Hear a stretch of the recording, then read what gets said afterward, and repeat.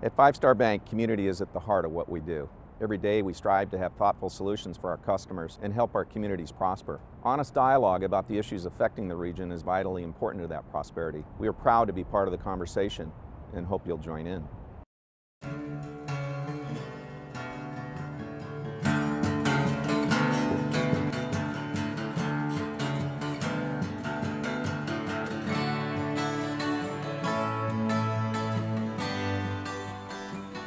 What happens when we become the caregivers of the ones we love most? Behind the debates over healthcare coverage and cost are the silent sentinels who day in and day out live with the focus of caring for their loved ones who can no longer take care of themselves. Who cares for the 4 in 10 adults that are the caregivers, and how do they care for themselves? Capital Public Radio's new documentary, Who Cares?, explores the lives of the family caregivers and what their lives tell us about the nature of love and relationships in the American family. Joining us today on Studio Sacramento are documentary producer Catherine Stifter of Capital Public Radio, caregiver Rick Rayburn, and Michelle Nevins of the Del Oro Caregiver Resource Center. Rick, tell us, what is a day like for you and your wife?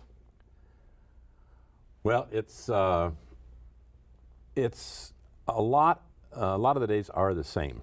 I mentioned it's like Groundhog Day in many respects. Groundhog Day. Yeah, Monday through Friday. It's a rerun in many respects. But I get up maybe 45 minutes earlier than my wife, and one of the things I do over a cup of coffee in the newspaper is I plan the day, and usually it starts with my day, planning my day. And I've learned quickly that it's like that. You know, you get on the airlines and they say, put the oxygen mask on you before your kid. And when we first heard that, went, that's bizarre. Now share with us your wife's condition. Well, she has Alzheimer's, which she's had probably for who knows how long, but it's probably moderate right now. And then she, a couple years ago, got a herpes encephalitis, a brain infection, which really knocked her out. We almost lost her. And so that was about almost 2 years ago. So since that time, we've had this odd situation of the improvement of her brain, of the encephalitis. Really? It gets restitched, and there's other channels developed. And so her vocabulary is coming back, even some of her analytical skills, which are lost. But at the same time, from the memory loss, the dementia kind of going downhill. So accelerating. This uphill, downhill deal, and it's it's interesting to figure out, well, what's going on? Where's she going to be, in 6 months from now? But I don't really give that too much thought. It's like take it a day at a time. So you start off almost like with a strategic plan for the day? Well, it's not so much a strategic plan, but what am I going to do, first off to make sure that she's in good shape, she's cared for and stuff. And, on the average day, she'll have 5.5 or 6 hours of outside help. I will get outside help. So I make sure that's there. And then I have to make sure that what am I doing in that time period when she's having the outside help that's both beneficial to me and the family, where there's basic stuff you got to do, the laundry and all those kind of things. I really feel like I'm more like a housewife than a guy. It kind of tells me, I've been learning what's really important in life. As I'm in this situation, I'm doing things that are more traditionally looked at as the housewife jobs than the guy jobs. And I go, Well, it's good. And those are what I think are the important. Right? Those are the important things.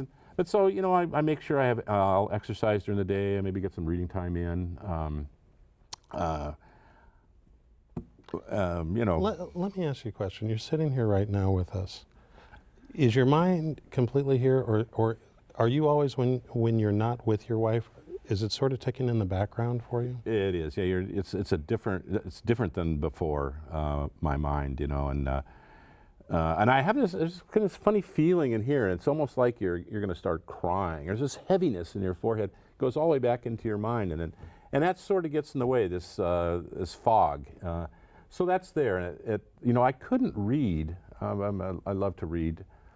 For about a year after she got out of the hospital with the encephalitis, I'd fall asleep with a book, or my mind would wander. That's improved after about a year, so I can get a little more control over your thought processes and the ability to think clearly. Now I'm probably 90% with you. What's the heaviest thing about the life you lead? The thing that feels heaviest? Well, it's probably when she says she wants to go home. I mean, we've been in our home for 28 years, and she's like, "Got to go home. I've got to go home." And I ask her some questions like, "How old are you? Where's your home?" This kind of deal. And I think she's kind of back in the early 70s, and I'm not sure her home is where she grew up in Marin County, or if it's in Arcata where we lived for 15 years. But she wants to go home, and it's kind of like this. You feel like, oh, the poor thing just can't be satisfied. She's in this constant state of, I want to get there. And she wants to see her parents who have passed away, 10 years ago. Those things just really weigh on you. Catherine, why, when I hear all this, with as compelling as the issue is, with all the things out there to cover, why did you choose to make this documentary? Wow. I think just learning about some of the statistics and wanting to know the stories behind the numbers. Well, give us a little bit of the numbers and what they tell us. Well, in California, we found that there are more than 6 million family caregivers and people just like Rick who are taking care of relatives and friends at home. And across the country, it's something like 66 million people. And that number's bound to increase, from what I understand, as the baby boomer population begins to age. More of us are going to be caregivers, and more of us are going to need caregivers. Michelle, what I hear when Rick is talking is a couple of things come to mind. Dedication, obviously love. Right. But I also hear, and I don't want to speak for you, Rick, but almost a bit of isolation. Absolutely. because the caregivers are really carrying this themselves. Right. In the families and caregivers that you encounter in your work, what's the range of emotions that people are dealing with? You name it, if there's an emotion out there, it's experienced by a caregiver. And I think each day and each moment sometimes is different. You can have pure joy at the fun things that they may have said that conjured up a happy time or memory, but then there's also the sadness that goes with the person that you're caring for may no longer identify you as husband. She's searching for her parents. I mean, that's heartbreaking in some regards. And we actually have this promotional piece in our office. It's the many faces of caregiving, and how do you feel today? Because each day is so different, and that's part of why we exist, is to be there and support the caregiver throughout their journey, because there are times when things may be stabilized and going okay, but then there's other times when crisis occurs and it brings a whole new flow of emotions out of the family. And so that's why we're here. Are we as a society compassionate for the caregivers as well as the cared for? And I'm asking you the question because while the numbers, the 4 in 10 adults have some involvement in caregiving, Right. I just wonder whether or not employers and others are as sympathetic. They say that elder care is going to replace child care as the #1 issue in the workplace. Really? Oh yes, absolutely. And that statistic alone, I would hope that employers would be looking at elder care as an issue that they need to take into consideration, because much of the caregiving is being provided by families in the home. It's not in institutions in our communities. So essentially, it is something that employers need to look at. And one of the things that we try to do is support the family so that they can be employed. So a lot of times, you know, caregivers are caring for more than one person. They're working full time. It's really, it's a new challenge that we're seeing out there. I wish I could say that employers were compassionate. There are some new laws out there that if a family has to take leave, that there are some laws that do help support depending on the size of the employer. Catherine, tell us about this documentary. Great. I wanted to just say that one of the 3 families that are in the documentary is a couple where the wife ended up quitting her full-time job to be the primary caregiver, and the husband is continuing to work full-time. And luckily, he works at a job where they are understanding enough to allow him to leave at a moment's notice if he's needed at home.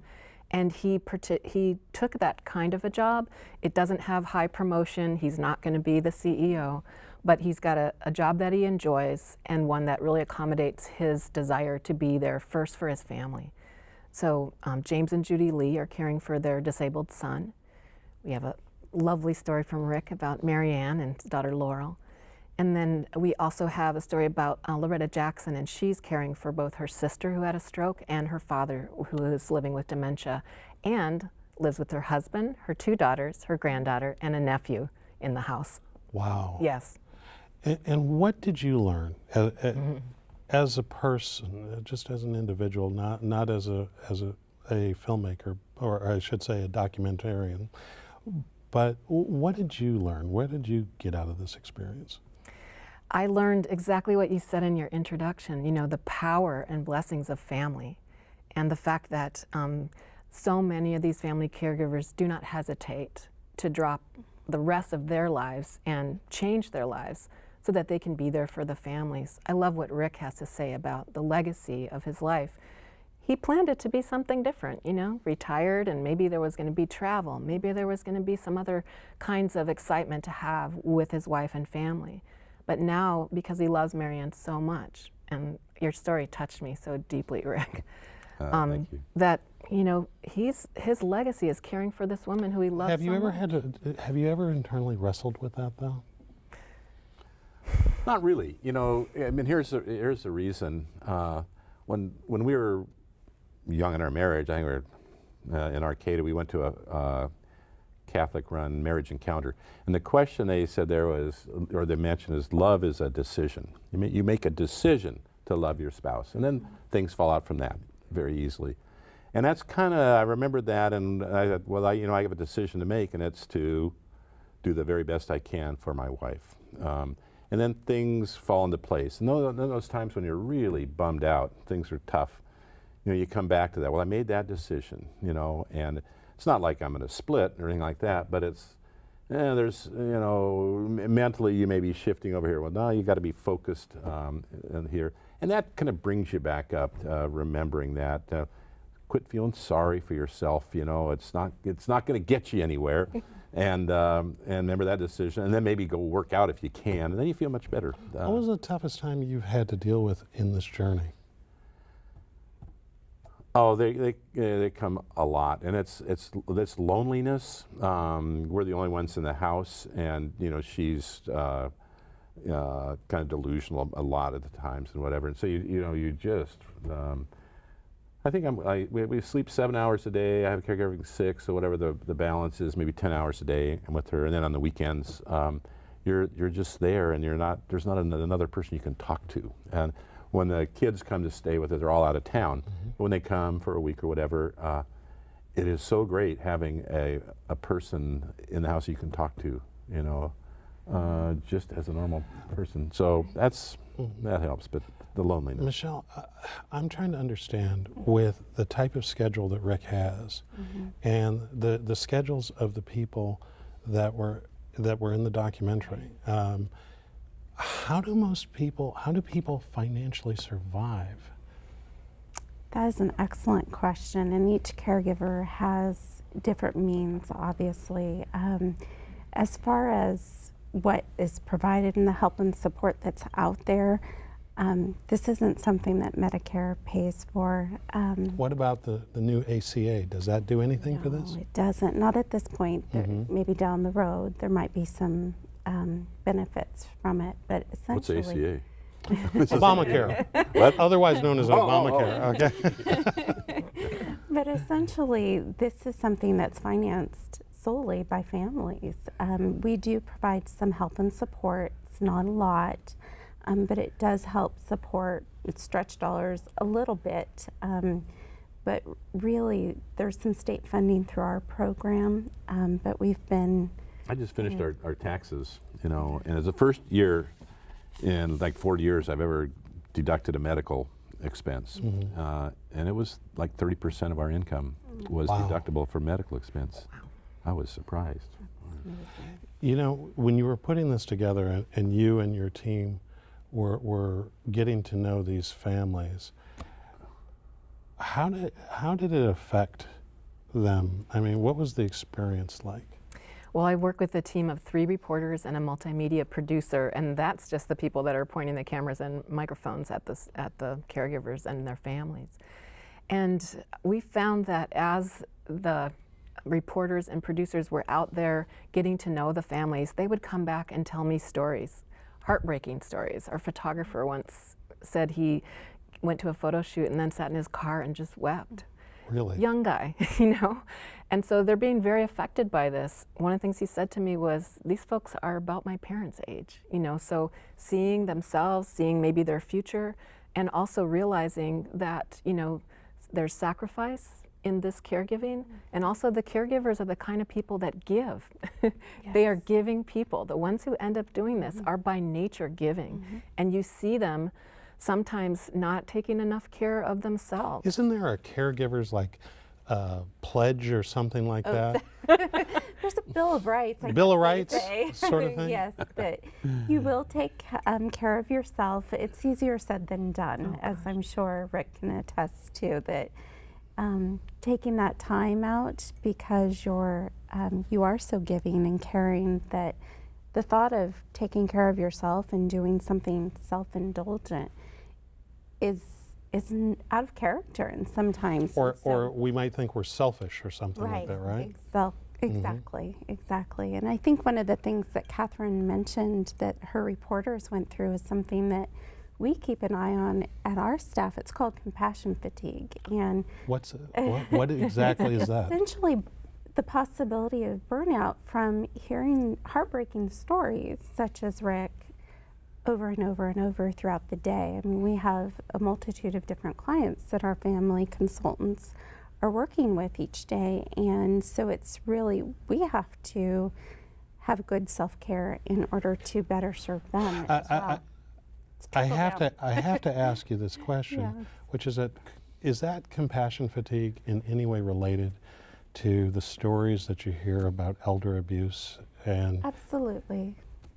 because That's I always have to assume that people don't start out that way, where it is that they harm a loved one. right. But that at some point people become more and more closed off and trapped. And the isolation, and you heard Rick mention that there's not another person in the house to talk to other than his wife, and that may or may not be rewarding conversations at times. And so therefore, you know, when you are isolated, you tend to not be communicating your thoughts and feelings with other people, and you're bottling it up. And that, of course, increases your stress level and your anxiety and your burden, and you may lash out at the person that you're caring for, that you love. Yeah, that's Inevitable. a good question, and it's, you know, I saw, for the first year I was very tired. I won't go into the deals how I beat that, and now I'm getting good sleep, and it's great. But when I'm getting Marianne together, ready for bed, you know, at night, and I'm tired, really tired at the end of the day, that's when my patience was the thinnest, and I would be, you know, I could holler. You know, there's kind of the mental abuse can come forward, you know, and I could tell her, you know, I just couldn't help it to be on her. Sometimes I just have to leave the room. I remember once I went outside and I had my pillow. I threw my pillow against the side of the house and I went, God, that's a dumb thing to throw against the house. I need a bottle. You know? I'm throwing a pillow. Ice is safe. But, and then But then, you know, if you can get rested and you get a little help, I try to, I kind of feel trapped in our house. I feel trapped in Sacramento even. So I Really? oh yeah, I try to make sure on a regular basis I get over to the Bay Area where some of our family is, or I take a day trip with her to get out of Sacramento, at least on a weekly basis, just to get out of the house. Almost every day I go down to the market, the Bel Air market near us, and I let her push the cart. She can't walk very well, but that gives her some exercise, and we see. She taught for 20 years in our neighborhood, so she'll see people in the market, you know, and she won't remember them, but she pretends like she does. So it's a way of getting out of the house, seeing people, and then I can chat with folks. So there's things you can do, you know, and that's taking care of her and me. But you know, I kind of think, you know, that decision's important, that I'm going to do this right. Getting your household organized, simple. Make it simple. Take things out, you know, so it's very not plain, but just not complex. Getting rid of a lot of stuff, and I found getting light in. I replaced a couple windows, got a lot of light into the house. So there's the house, there's the decision making, then there's the outside world, staying connected with people. Well, let's talk a little bit about this outside world, and maybe you can speak. Both of you can speak to this in some way. The role of family in the broader sense, past the caregiver, where it is you have brothers, sisters, cousins, whoever, and you know how the caregiver became the caregiver and what the contribution is of others. Those seem like really tough family issues to wrestle with. Did you guys encounter that when you were doing the documentary at all? You know, we didn't find people that were in the midst of that tough decision-making process. I think most families would not want to have a documentary crew in the middle of that. And so our caregiving situations, we'll be talking about that in the past, but it's true. The story with Loretta Jackson, her family's from Arkansas, and she moved to California to complete her education. But when her sister had a stroke and was basically told, you're not going to make it, she went to Arkansas and brought her sister out here. And when her mom called and said, you know, your dad's been found driving on the wrong side of the freeway, I can't handle him, she went and got her dad. Wow, And what a person. Yeah, just selfless and giving. And so now she really is working to allow herself to accept help from her husband, her daughters. There's help in her immediate family. And she finds herself, you know, struggling a little bit to let go and let somebody else. That's wonderful, but we also hear stories about when help never arrives from other family members. Of course, and that does happen. And you know, sometimes, you know, families will say, I don't have any siblings. It doesn't matter if you have siblings or not. They or may not be there to help support you and trying to work through. But that anger that must come with that has to be a powerful the family dynamics. And we do family meetings to try to get families on the same page and focus on the parents or the loved ones that are being cared for. But just because you are caring for someone doesn't mean all of that baggage from previous family situations is going to go pecking away. order between brothers and sisters, and it usually who was the comes back favorite up. and all that right, stuff. exactly. And so a lot of times seeking outside support to have someone mediate that is important, an impartial person. So let's talk a little bit about outside support. So if you're an individual, whether you've been caring for someone for a number of years or this is a new situation that's presented itself, give us some advice on where do we go and what do we do? Well, of course, I would obviously encourage any caregiver to call us. We provide help and support to families who are caring for someone. And you have a website as well, we do. Which it's, is? deloro.org. And we're part of a statewide system, so no matter where someone lives in the state of California, there's a caregiver resource center to serve them. I was shocked by the richness of your website and all of the resources that were available on it. As a first step, if the phone call arrives and someone has to come, in our final moments, share with us what should be our first 1, 2, or 3 steps. First 1, 2, or 3. I always encourage families to, if they haven't already, get a diagnosis. And knowledge is power for me, and knowing what you're up against can help you plan as you go through the journey. Sometimes, you know, just something as simple as knowing what type of dementia is important because they're treated differently. So that's usually a first step. Get your legal documents in order if you haven't done so already, especially if you're dealing with a cognitive impairment, and then set up a plan for self-care, whether it's a support group, counseling, our statewide agency. Just know that reaching out, it's important to let others help you and support you through the What journey. happened in my case was really neat is the neurologist said, contact Del Oro, you know, immediately after Marion got out of the hospital. And I think that that's about the best endorsement you could have. Yeah. And that's going to be our show. Thanks to our guests and thanks to you for watching Studio Sacramento. I'm Scott Syfax. See you next time right here on KVIE.